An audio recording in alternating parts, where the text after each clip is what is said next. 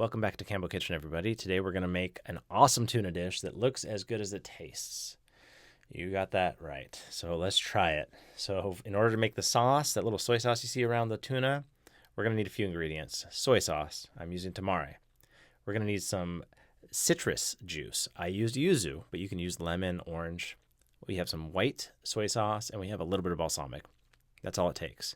We're going to need some sliced shallots. Slice them relatively thin, but not too thin. And then we're going to need some microgreens. And really, that's all it takes, and some tuna, obviously. So to make the sauce, it's quite simple. I'm adding a tablespoon of tamari. I'm keeping the gluten out, and I'm also keeping it a little bit less salty. I'm adding a tablespoon of white soy sauce. I'm adding a tablespoon of yuzu juice, but you can do like half orange, half lemon, or half lime. That would be totally fine. And then I'm adding about half a tablespoon of some nice balsamic. That's all it takes, and it's actually a really delicious sauce. It goes so well with fish. So just put that in the fridge, set it aside. Now let's make some crispy shallots. There's nothing to this. Start with cold oil, your shallots, medium heat. About 15 minutes later, they look like that. Take them out, let them cool, season them, you're good to go. Just remember, don't cook them until they're too dark because they will continue to darken after you take them out of the oil. So, and also don't slice them too thin and not too thick. So like right in the middle, like, quarter inch or so. And it's very easy to do. They're going to crisp up. And here down in Florida, we have something called Blackfin tuna. I never even knew existed, but it's a local tuna. It's very small.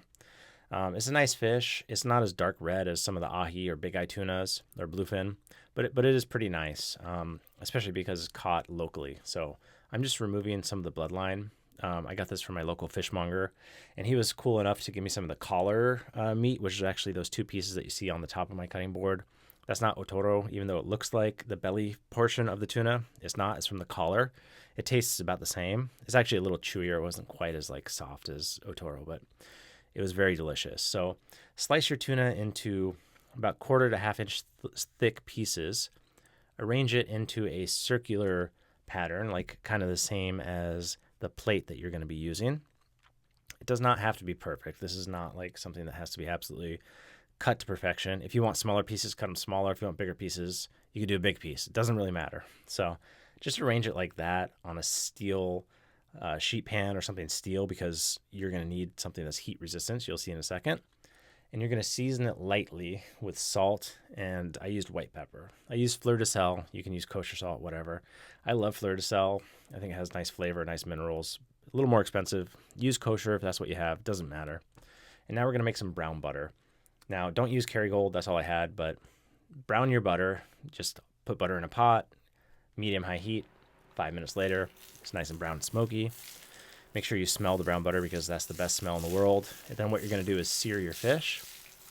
And what this does is just cooks it and warms it just ever so slightly, because that fish is nice and fresh, just straight from the market, and they caught that like a day earlier.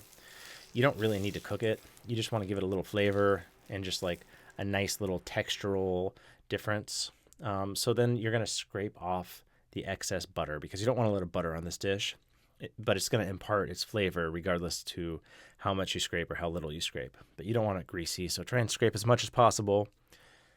Move that to a plate, as you see there.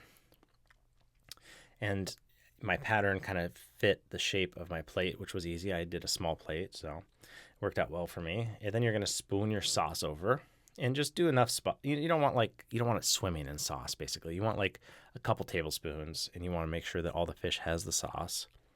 Put your microgreens on top. These are organic little microgreens. There's a mix. It doesn't really matter what microgreens you use. You could use any kind of greens you want. You could use non-microgreens if you want to get crazy with it. And then put your beautiful little shallots on top. And you have yourself an excellent little tuna appetizer, entree, mid-course, whatever. Light little lunch, snack, something impressive. I hope you guys like the dish. Hit the thumbs up. And we will see you as soon as I can get another video done. Thanks for watching. Take care, guys.